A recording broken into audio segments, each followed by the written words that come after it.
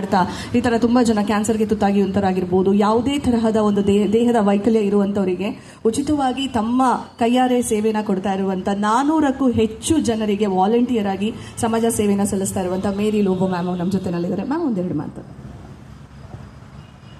ಎಲ್ಲರಿಗೂ ನಮಸ್ಕಾರ. ಸಮಾಜದಲ್ಲಿ ನಾವು ಕಮ್ಯುನಿಟಿನಲ್ಲಿ ಜಾಸ್ತಿ ಓಡಾಡ್ತಾ ಇದ್ದೀನಿ. ಸಾಕಷ್ಟು ಜನ ಕ್ಯಾನ್ಸರಿಗೆ, ಈ ಲಂಗ್ ಕ್ಯಾನ್ಸರಿಗೆಲ್ಲ ತುತ್ತಾಗಿದ್ದಾರೆ.